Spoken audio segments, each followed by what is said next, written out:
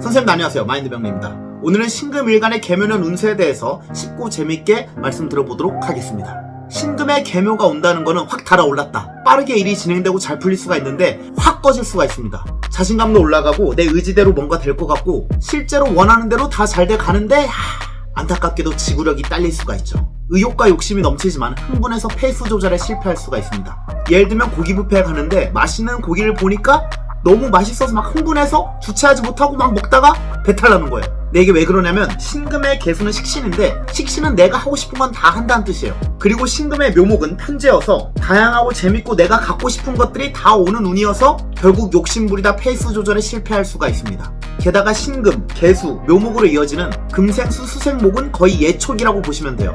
묘목이라는 끈질기고 뒤죽박죽 엉켜있는 넝쿨들을 다 잘라버릴 수가 있습니다. 초반에 그 기세도 굉장히 좋아요. 신금 예초기는 풀을 다 베어버릴 수가 있는데 신나서 막 베다가 긴장을 안 해서 사고가 날 수도 있습니다. 주의하셔야 돼요. 원래 교통사고도 차가 막힐 때 나는 것보다 고속도로에서 나면 더 위험한 것처럼 신금 일간분들은 계묘년 빨리 성장하고 막힘없이 잘 나갈 수는 있지만 좀 조심하셔야 돼요. 특히 사주에 화기운, 관이 부족하신 분들은 더 조심하셔야 됩니다. 이처럼 조절, 균형, 절제 이런 것만 적당히 잘 지키면 신금 일간분들은 원하는 결과를 빠르게 이룰 수도 있는 운이에요.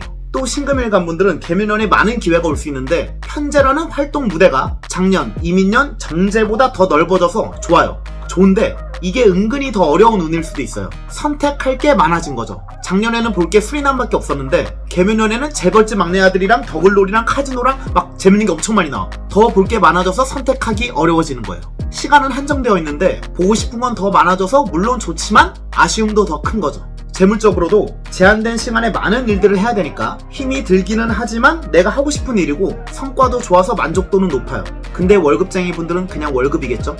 프리랜서였으면 좋았을 텐데 란 마음이 생기면서 짜증이 나면서 막 급발진할 수도 있어요. 사업이나 프리랜서 분들은 어지간하면 좋은 운이에요. 바쁜 게 최고니까. 근데 갑자기 바빠지니까 퀄리티나 서비스적인 면에서 더 떨어질 수가 있고 실수가 잦아질 수 있어서 신경을 더 써야 됩니다. 아무래도 화기운과 토기운이 약해지니까 관성과 인성 그리고 비겁도 폭발적으로 설계가 되니까 안정성이 더 떨어질 수가 있고 기복도 심할 수 있어요.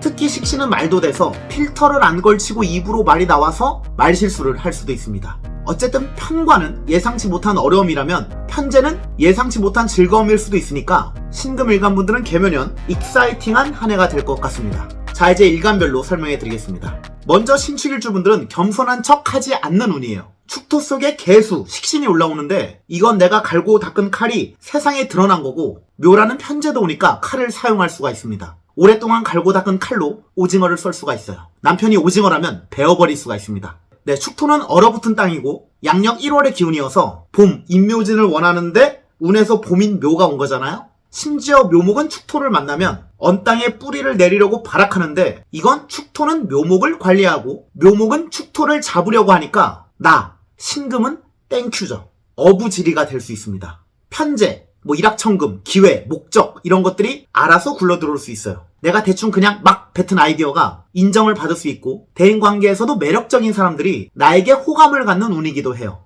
결혼하신 분들은 이때 조심하셔야 됩니다. 집에 오징어가 있는데 반짝반짝 빛나는 문어가 꼬일 수 있어요. 절제를 해야 돼요. 그리고 묘목과 축토가 제극이 나는데 운에서 오는 편재가 일지, 편인을 제극이 나는 거는 세상이 나를 원하는 것도 돼요. 예를 들어 내가 지퍼 만드는 사장이라면 유행하고 있는 트렌디한 패션 회사가 내가 만든 지퍼를 원하는 거예요. 그게 지속적일지 임시적일지는 모르지만 어쨌든 일이 들어온 거고 이걸 잡으면 돈을 벌 수도 있는 거죠. 자, 다음 신묘일주분들은 원래 금극목으로 좀 결과주의적인 성격이라고 해야 되나? 돈만 벌면 돼, 결과만 좋으면 되지 하면서 무식하게 일만 하고 있었는데 식신이라는 전문성이 들어와서 방법이 생긴 거예요. 노하우를 얻었다라고 보셔도 됩니다. 근데 또 지지에 편재가 들어왔습니다. 노하우, 레시피를 써먹을 수 있다는 거고 내 거로 만들 수도 있다는 뜻도 돼요. 욕심과 소유욕이 엄청 많아질 수 있겠네요. 기회가 올 때 못 잡으면 바보가 될 수 있다는 압박감 때문에 더 열심히 하는데 몸이 좀 힘들 수가 있어요. 건강관리 잘 하셔야 됩니다.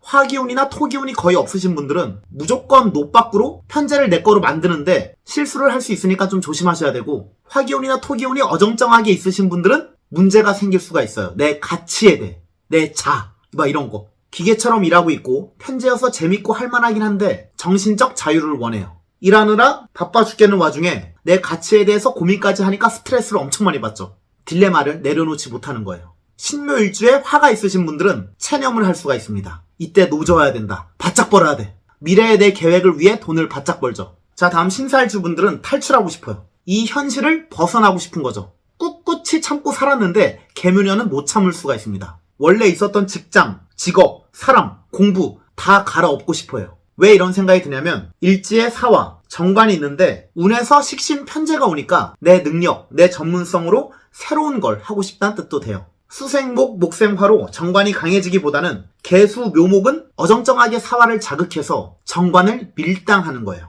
이게 더 짜증나. 그만두고 싶은데 그만두지도 못합니다. 그나마 다행인 건 월급도 오르고 성적도 오르고 내 능력도 인정받을 수는 있어요. 공부하시는 분들은 공부에 올인하기보다는 딴 거 하면서 준비할 수가 있고 직장인분들은 부업하는 운일 수도 있습니다. 이 정관이 짜증나지만 그만두지는 못하고 내 전문성을 키워 편제, 재물을 벌 수 있다. 근데 전문성, 기술 이런 거 없으신 분들도 많으신데 꼭 굳이 전문성이 아니라 좋은 정보가 들어와서 돈을 벌 수 있다는 뜻도 되니까 꼼꼼히 잘 알아보신다면 부업이나 투자로 돈을 벌 수도 있는 운이기도 합니다. 만약 이직이나 이동을 하고 싶으시면 봄, 인묘진월을 지난 다음에 하시는 게 좋을 수 있어요. 인묘진월에는 충동적이어서 판단력이 흐려질 수가 있습니다. 자, 다음 신미일주 분들은 사막의 오아시스를 만난 운이에요. 척박한 미토, 건조한 땅, 사막, 게다가 편인이야. 노잼인 거죠. 그냥 현실에 타협해서 별 재미없이 사는데 개묘년에 희망이 생겼다라고 보셔도 됩니다. 미토에 개묘가 온다는 거는 수익 활동도 생긴 거여서 경제적으로 좋아질 수 있고 정신적으로도 건강해질 수 있어요.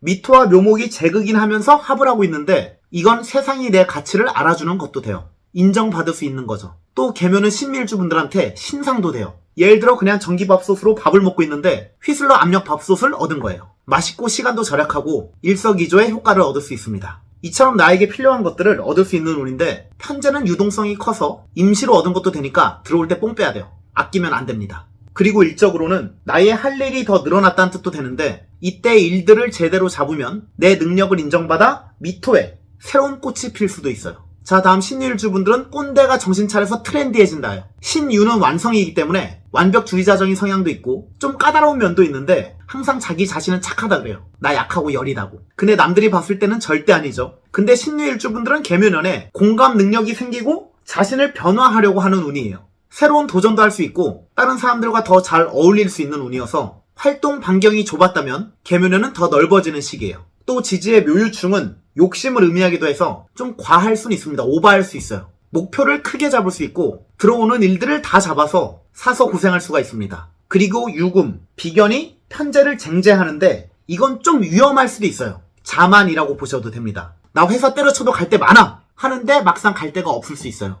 이동과 변화를 신중하게 해야 됩니다. 결과적으로 신유의 개묘, 식신 편제가 오는 거는 자신감이 생기고 변화할 수 있는데 화, 토, 인성과 관성은 약해지기 때문에 신중해야 좋을 수 있습니다. 네, 마지막 신일주 분들은 상관을 깔고 있었는데 천간에 식신이 왔습니다. 상관은 눈치를 보는 건데 식신이 왔으니까 눈치를 잘 안 봐요.